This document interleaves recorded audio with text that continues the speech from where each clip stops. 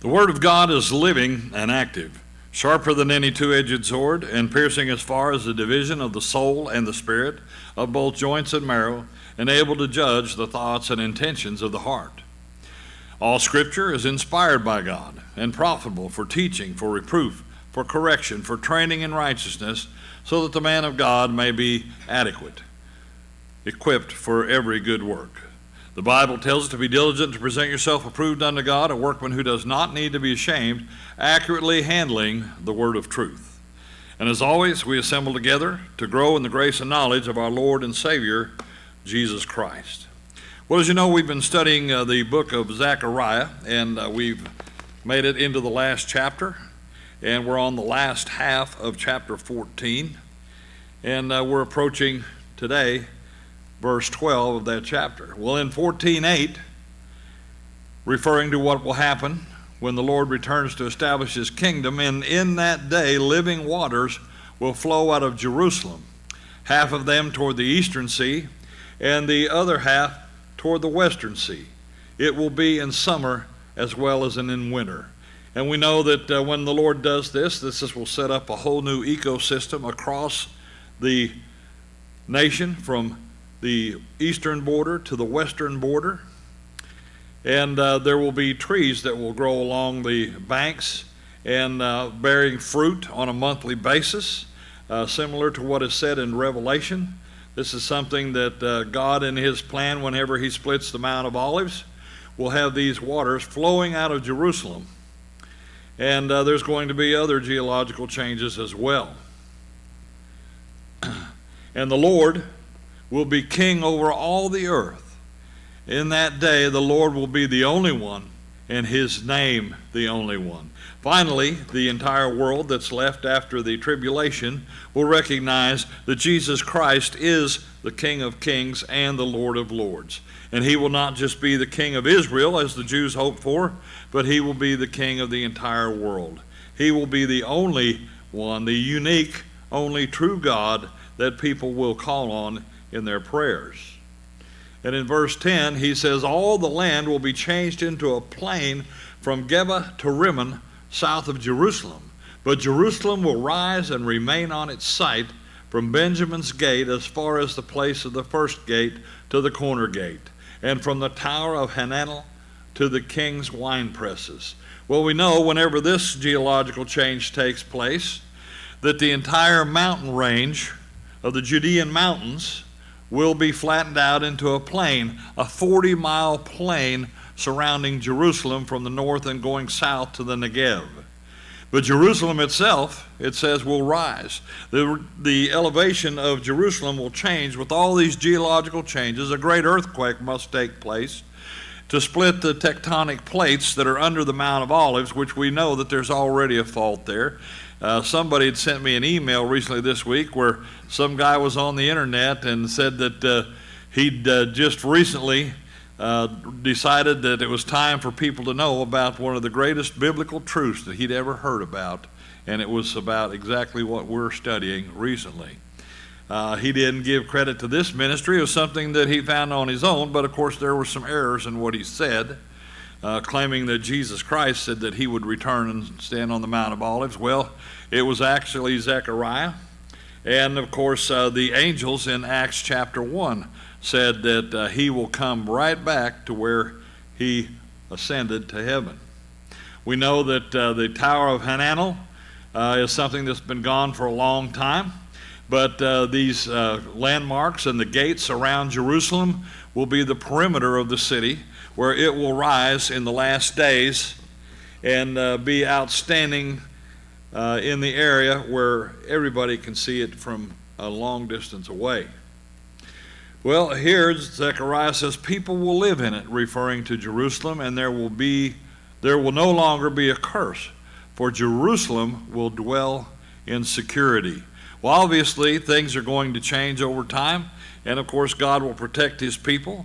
They won't be threatened by Hezbollah or Hamas or the Iranian people.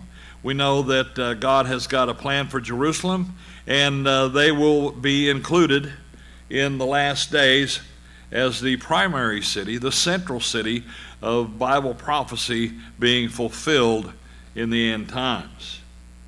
In verse 12, now this will be the plague which the Lord will strike all the peoples who have gone to war against Jerusalem. Their flesh will rot while they stand on their feet, and their eyes will rot in their sockets, and their tongue will rot in their mouth. Well, this, of course, sounds pretty awful, if you will.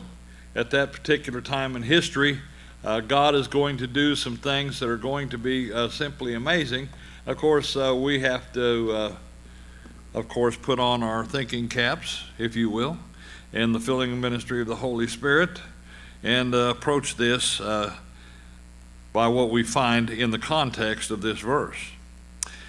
Zechariah 14:12, beginning with the Hebrew, we have wezoth, which is the wow conjunction and, of course, the demonstrative pronoun that we haven't seen in quite some time. Of course, this is the temporal use of the wow conjunction here, translated now, and it's followed by the feminine singular demonstrative adjective or pronoun, if you will, ze, which is this. That's the near demonstrative pronoun. So now this, and that's followed by teheya, which is the cal imperfect third person feminine singular of the verb haya, which means to be or become. And of course the feminine would be she will be. Of course here we're talking about something different, and we do have the feminine singular noun for a plague.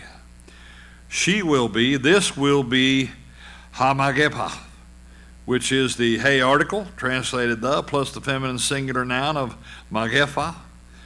This is a plague or pestilence. So we have now this will be the plague. This is quite a chilling declaration, if you will, from Zechariah.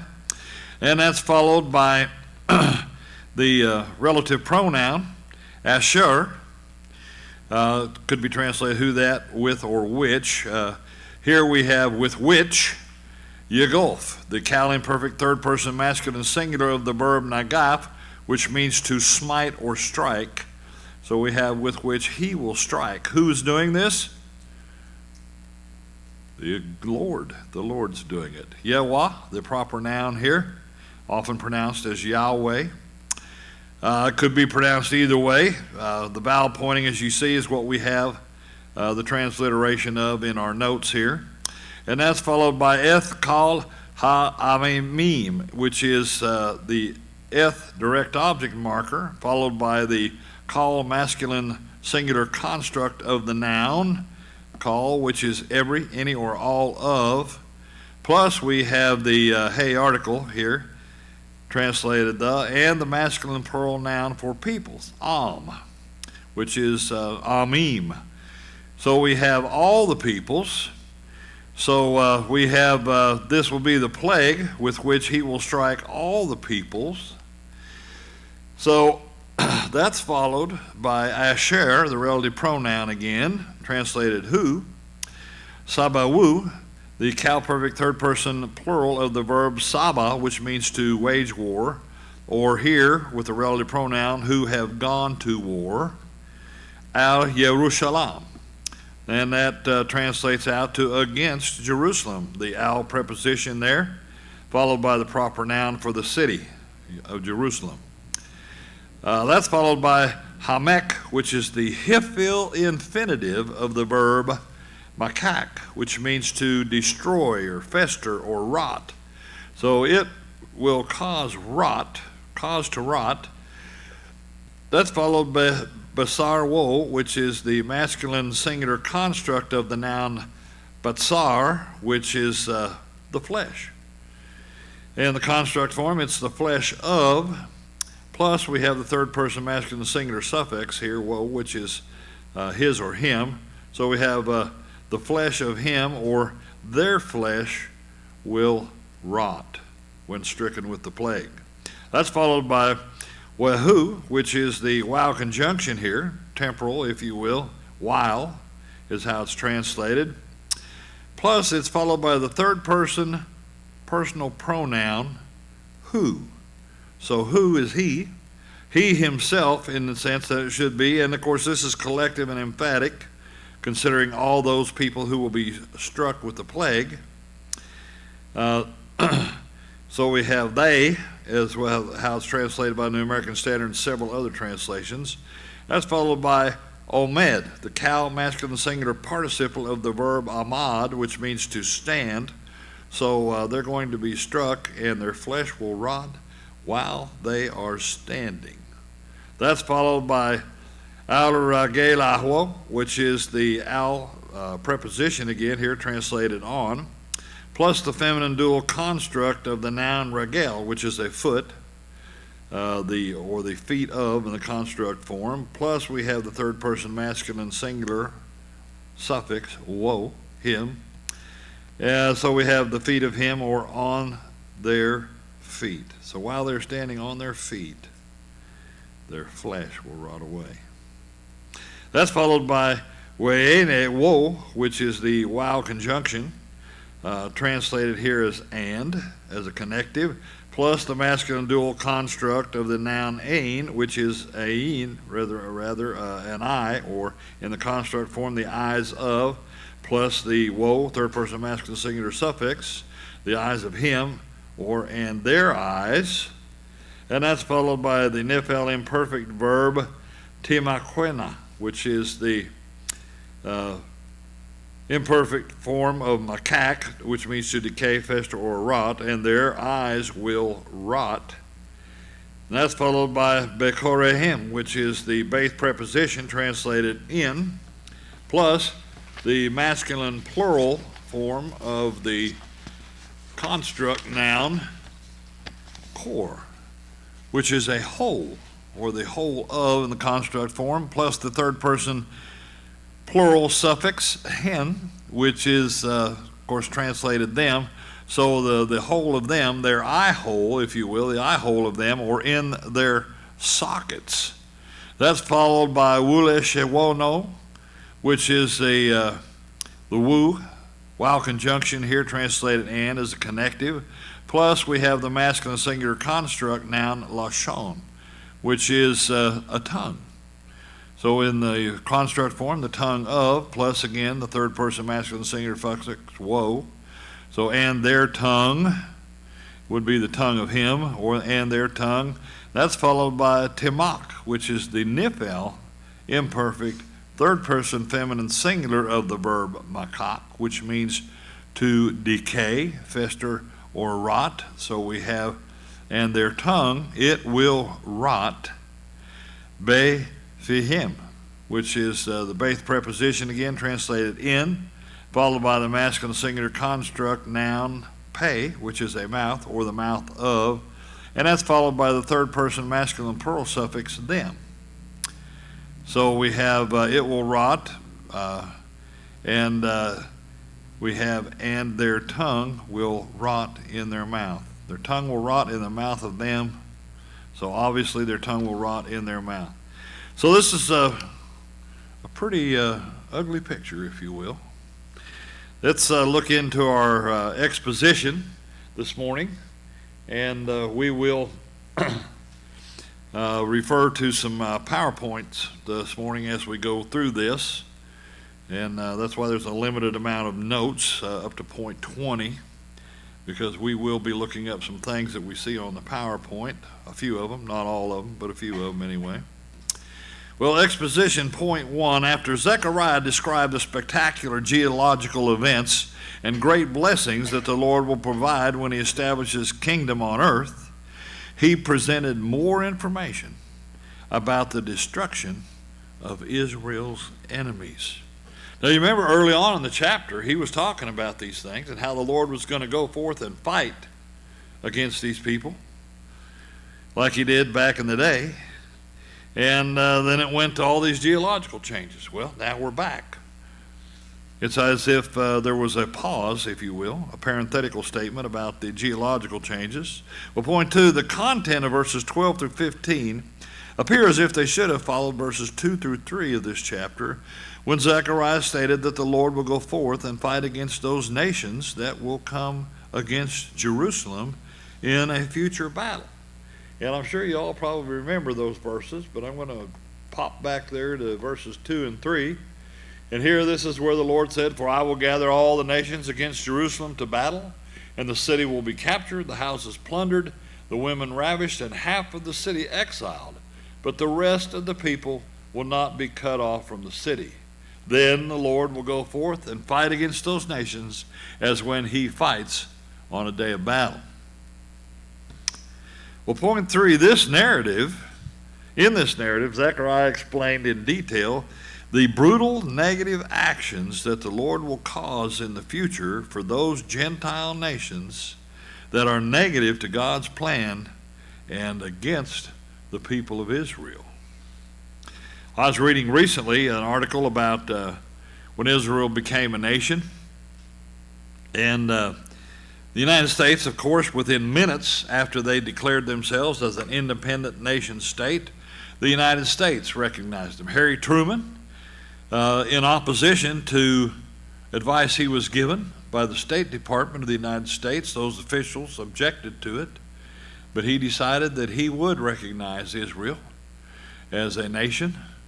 And of course, there was no political ploys about it. Of course, at that time, we were seeing the rapid advance of communism across Europe, and that was something that he thought the people ought to have as a neighbor in that region over there among all the Arab nations, and hoping that the Arab nations would also catch on to things about what it means to have a democracy or a republic that is not ruled by communist leaders. Of course, that didn't work out so great, but this is something that Truman did, and probably one of the greatest things that he did while he was president. Well, point 4, following emphatic Hebrew word order to draw attention to what was revealed to him, Zechariah stated, Wezoth Teheya He Maggefa, translated by the New American Standard as, now this will be the plague, which is a declaration of divine judgment.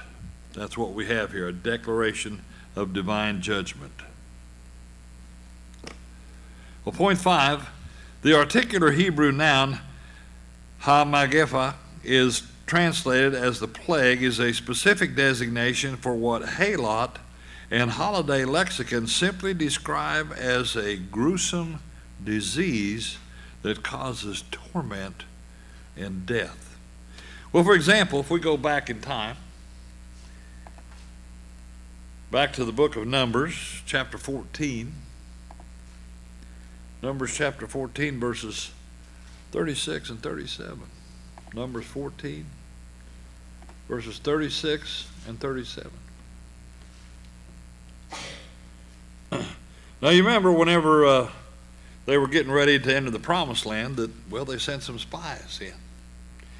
And of course, out of these spies that went in there, only 2 of them said that they needed to enter into the land, and the rest of the people were negative towards the idea. God had brought them there. This was God's plan, but 80% of the people that went into the promised land were negative to God's plan. That's a representation, if you will, when these spies came back. Well, point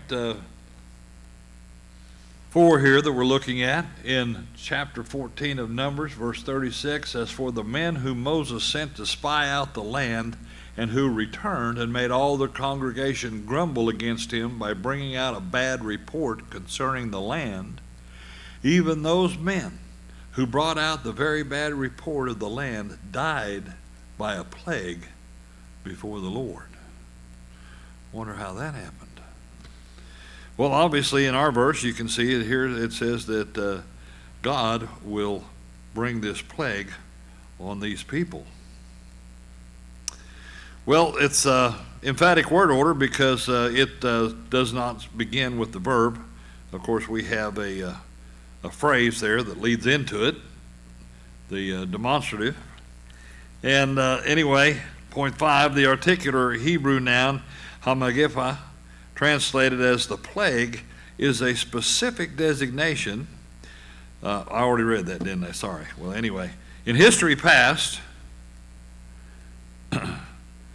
when the Lord's people did not separate from pagan peoples and practiced idolatry with the Moabites. In his anger, the Lord put a plague on his people that required the deaths of the tribal leaders.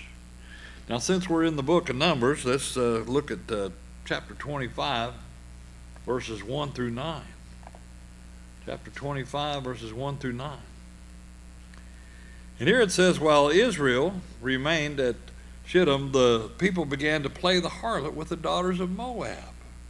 For they invited the people to the sacrifices of their gods, and the people ate and bowed down to their gods. So Israel joined themselves to Baal of Peor, and the Lord was angry against Israel. The Lord said to Moses, take all the leaders of the people and execute them in broad daylight before the Lord, so that the fierce anger of the Lord may turn away from Israel. You execute the leaders of the people, the tribal leaders, and everything will be fine. So Moses said to the judges of Israel, each of you slay his men who have joined themselves to Baal of Peor. Then behold, one of the sons of Israel came and brought to his relatives a Midianite woman. In the sight of Moses and in the sight of all the congregation of the sons of Israel, while they were weeping at the doorway of the tent of the meeting. Well, I'll tell you what, that was a stupid move. Well, when Phinehas, the son of Eleazar, the son of Aaron, the priest, saw it, he arose from the midst of the congregation and took a spear in his hand.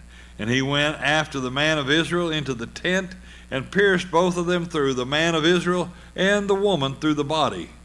So the plague on the sons of Israel was checked. But those who died by the plague were 24,000.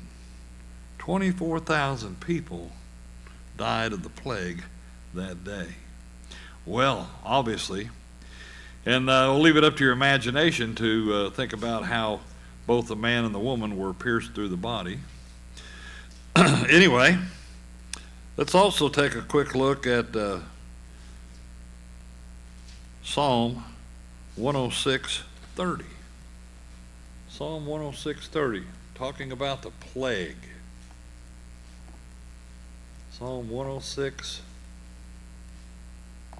and verse 30.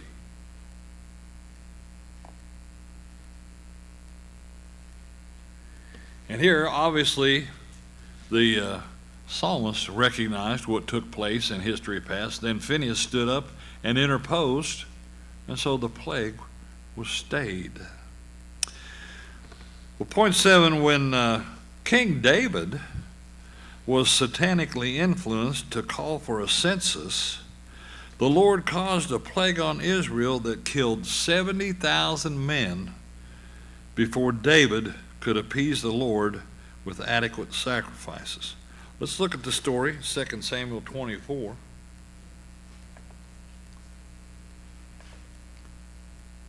2 Samuel 24, verses 15 through 25.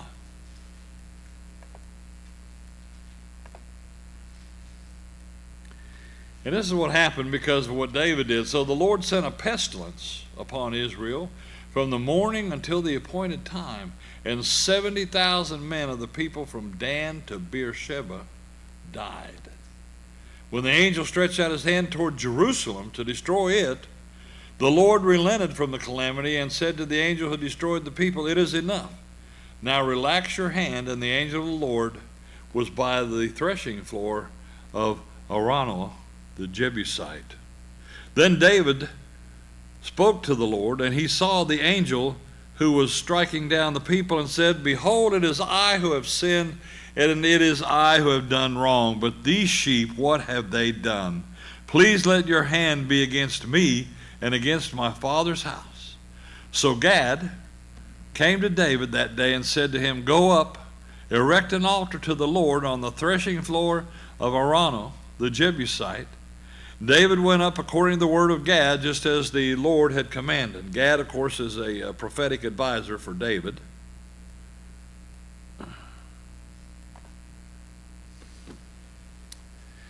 Then Araunah said, "Why has the Lord the king come to his servant?" And David said, "To buy the threshing floor from you in order to build an altar to the Lord, that the plague may be held back from the people.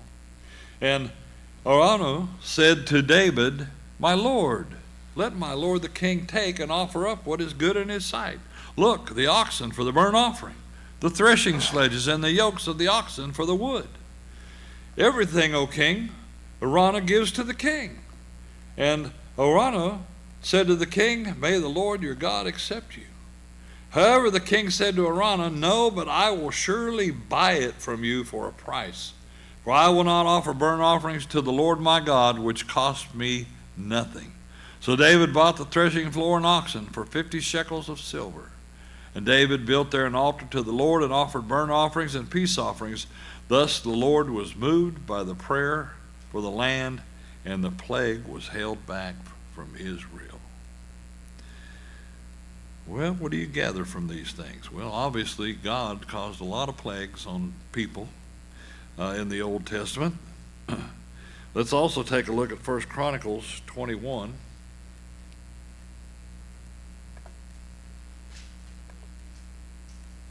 1 Chronicles 21 and verse 18. 1 Chronicles 21:18, and of course following, but here it says, "Then the angel of the Lord commanded Gad to say to David that David should go up and build an altar to the Lord on the threshing floor of Ornan the Jebusite." Same guy, Ornan the Jebusite, is Araunah the Jebusite. Same story, if you will, here recorded in the historical book of Chronicles. Well, point 8, some Bible scholars believe the plague is only symbolic and represents God's anger and wrath. However, based on the following details, a plague is an act of God throughout the Old Testament, as well as an end-time event. Yes, it's an end-time event. Let's look at Revelation, going to the last book of the Bible, Revelation chapter 11, verses 4 through 6. Revelation chapter 11, verses 4 through 6. And John is asked, who are these guys? "These are the 2 olive trees and the 2 lampstands that stand before the Lord of the earth. And if anyone wants to harm them, fire flows out of their mouths and devours their enemies. So if anyone wants to harm them, he must be killed in this way. These have the power to shut up the sky so that rain will not fall during the days of their prophesying. And they have power over the waters to turn them into blood and to strike the earth with every plague as often as they desire." So this is something, obviously, you wouldn't want to be on the earth in this day. And of course, some people believe, well, this is just, kind of like mythology, It's all symbolic, and it really didn't happen. It won't happen. But let's also again look at Revelation chapter 16 and verse 21. Revelation chapter 16 and verse 21. And here's a plague that you wouldn't want to be in. And John says, "And huge hailstones, about 100 pounds each, came down from heaven upon men. And men blasphemed God because of the plague of the hail, because its plague was extremely severe." Yeah, if you think the tennis ball, baseball size hail that we see sometimes in Oklahoma is bad, well, we'll see what happens in the future. 100-pound hailstone. I wonder how big that would be. Would that be like beach ball size hailstones? It'll be interesting to find out. Well, point 9, the plague, of course, is divine retribution, which is the result of divine judgment that not only emphasizes the Lord's sovereignty, righteousness, and justice, but also stresses the importance of Jerusalem in his plan for the future. Now, you think about it, what God's going to do around Jerusalem in that day, and to the nations that come against Jerusalem. Jerusalem is very, very important in end-time prophecy. It's very important to the Lord. For an example, let's look at Zephaniah chapter 3.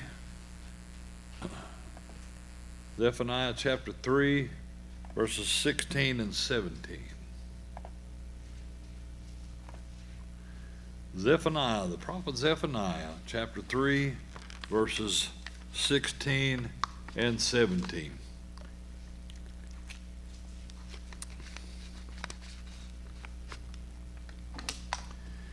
And here the Lord, talking to Zephaniah, says, "In that day it will be said to Jerusalem, do not be afraid, O Zion, do not let your hands fall limp. The Lord your God is in your midst, a victorious warrior. He will exalt you with joy. He will be quiet in his love. He will rejoice over you with shouts of joy." And of course, it goes on from there to talk about things that will happen in the day when the Lord returns to establish his kingdom at his second coming. But this is something that, we don't think about this every day, about the Lord's return. We might, when we wake up in the morning, thinking maybe this is it. Maybe this will be the day for the rapture. Maybe we'll be out of here finally. But we can pray for the Lord to come quickly. Now, this is something that is reflected in the book of Revelation. And we talk about the Lord's plan for the future. We know that with all these geological changes that take place, the people of Israel, well, they'll probably be afraid. But Zephaniah reassures them that they don't have anything to be worried about. Do not be afraid, O Zion, do not let your hands fall limp. Well, point 10, Zechariah presented a relative description about the action and the extent of the plague. Asher Yegof Yewa Eth Kal Ha-Amamim, translated by the New American Standard as, with which the Lord will strike all the peoples. And this will be the plague with which the Lord will strike all the peoples, not leaving anybody out. Point 11, the count imperfect form of the Hebrew verb nagaf indicates that in the future the Lord will begin and continue to strike all of Israel's enemies with this plague until the Lord's vengeance for his people is fulfilled. Now let's take a look at the prophet Nahum here. And of course, this is just a couple of books behind Zephaniah.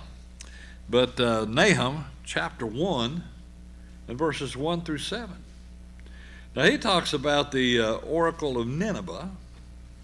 And this is something that will happen during the day of the Lord. The oracle of Nineveh, the book of the vision of Nahum the Elkoshite, a jealous and avenging God is the Lord. The Lord is avenging and wrathful. The Lord takes vengeance on his adversaries. He reserves wrath for his enemies. The Lord is slow to anger and great in power, and the Lord will by no means leave the guilty unpunished. In the whirlwind and storm, in his way is his way, and the clouds are the dust beneath his feet. He rebukes the sea and makes it dry. He dries up all the rivers. Bashan and Carmel wither, the blossoms of Lebanon wither. He says, mountains quake because of him, and the hills dissolve. Indeed, the earth is upheaved by his presence, the world and all the inhabitants in it. He says, who can stand before his indignation? Who can endure the burning of his anger? His wrath is poured out like fire, and the rocks are broken up by him. But he says, the Lord is good, a stronghold in the day of trouble, and he knows those who take refuge in him. So God's not going to be making any mistakes in the end times whenever he strikes all the peoples with this plague. Well, point 12, a strike can be described in the Old Testament in the following ways. A supernatural strike to the environment. This is something that we learned about, right, back in the old prep school days, studying the book of Exodus, or in vacation Bible school, Exodus chapter 7. verses 20 and 21. Exodus 7, verses 20 and 21. And of course, this is the time of the plagues in Egypt. And it says, so Moses and Aaron did even as the Lord had commanded. And he lifted up the staff and struck the water that was in the Nile in the sight of Pharaoh and in the sight of his servants. And all the water that was in the Nile was turned to blood. It was turned to blood. The fish that were in the Nile died, and the Nile became foul, so that the Egyptians could not drink water from the Nile, and the blood was through all the land of Egypt. Well, God can do something like that. He won't have any problems striking people with the plague that come against Israel.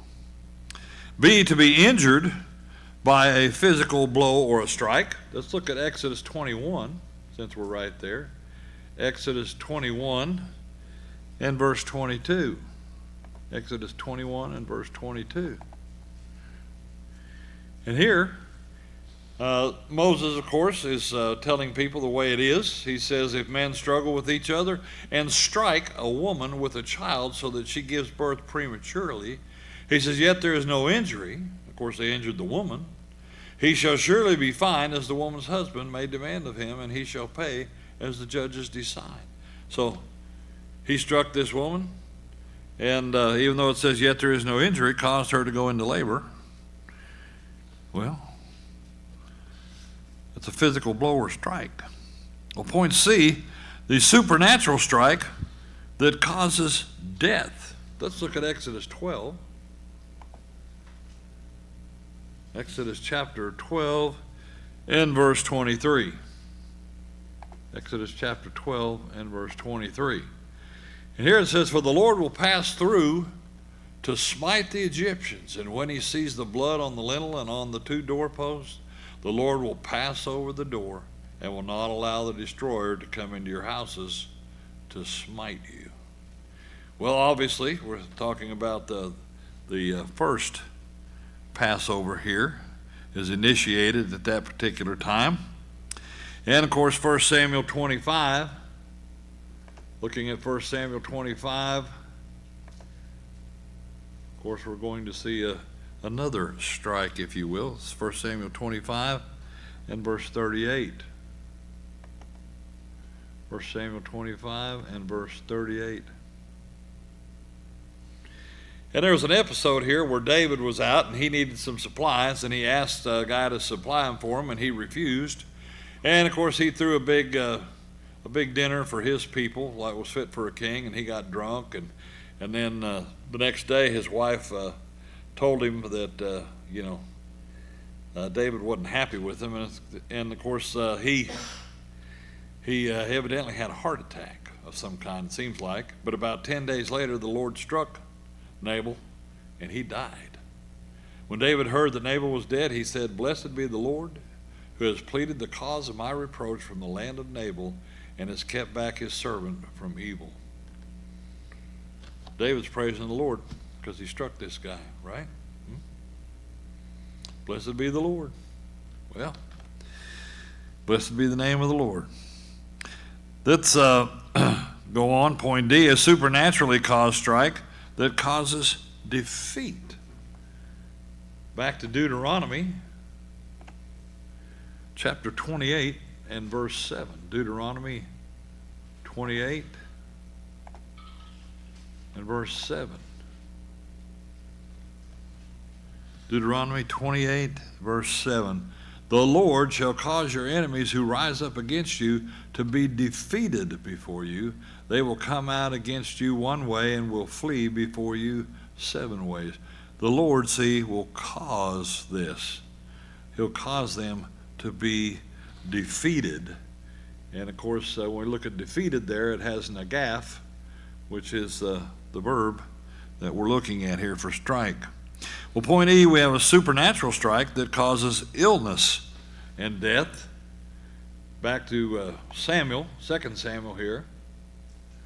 2 Samuel chapter 12, verses 15 through 19. 2 Samuel 12, verses 15 through 19.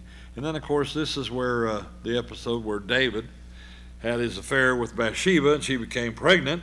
And it says, so Nathan went to his house. Then the Lord struck the child that Uriah's widow bore to David, so that he was very sick. Yes, she gave birth to the baby, and the Lord struck him. David therefore inquired of God for the child, and David fasted and went away and lay all night on the ground. And the elders of the household stood beside him in order to raise him up from the ground, but he was unwilling and would not eat. He's fasting and praying. Sorry about that. Then it happened on the seventh day that the child died. And the servants of David were afraid to tell him that the child was dead. And they said, behold, while the child was still alive, we spoke to him, and he did not listen to our voice. How then can we tell him that the child is dead, since he might do himself harm? But when David saw that his servants were whispering together, he perceived the child was dead. So David said to his servants, is the child dead? And they said, he is dead. In point F, we have a supernatural strike that causes spiritual healing. Yes, God can strike somebody and cause spiritual healing. Well, how does that work? Well, let's look at Isaiah. Isaiah chapter 19 and verse 22. This is what you would call the overruling will of God for people that need a little kick in the pants.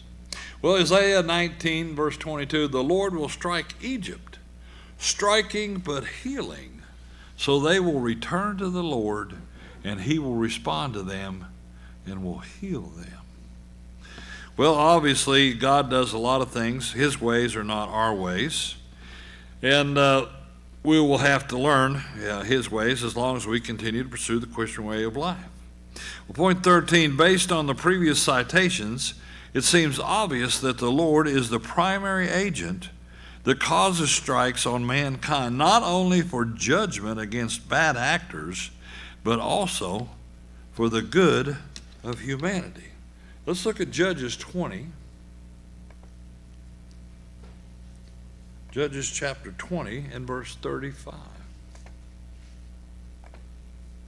Judges chapter 20 and verse 35. And you see, we had this issue that went on between the two kingdoms, Israel and, of course, Judah, the southern kingdom, and Benjamin is caught right in here in the middle of it all. And here it says, and the Lord struck Benjamin before Israel, so that the sons of Israel destroyed 25,100 men of Benjamin that day, all who draw the sword. Well, God's got ways to thin the population, and there are people in the world today that believe that, we need to thin the population out, but God's got his ways of doing things. Well, point 14, Zechariah qualified his declaration about all the peoples with these Hebrew words that constitute a relative clause, Asher Sabawu al Yerushalayim, translated by the New American Standard as who have gone to war against Jerusalem. So this is the plague with which the Lord will strike all the peoples who have gone to war against Jerusalem. Specific people here pointed out by this relative clause. Well, point 15, in history past, and even today, 2025, Jerusalem has been a target of conflict, a central theme in Bible prophecy, and it will be the central point of power when Christ rules from there in that day. Now, just a simple citation as proof of the point just stated, Revelation chapter 20 and verse 6. And here is what we need to think about. Blessed and holy is the one who has a part in the first resurrection. Over these the second death has no power. But they, that's us, will be priests of God and of Christ, and will reign with him for 1,000 years. Well, I'm ready to reign with Christ for 1,000 years, but God knows the appointed time, and when it comes, I'm sure that we'll know. Kind of envious for those who have gone on before us, been promoted to phase 3, because they get to spend more time with the Lord than we do. But anyway, we'll have an eternity to catch up. And we're going to stop right there and pick up at point 16 after break.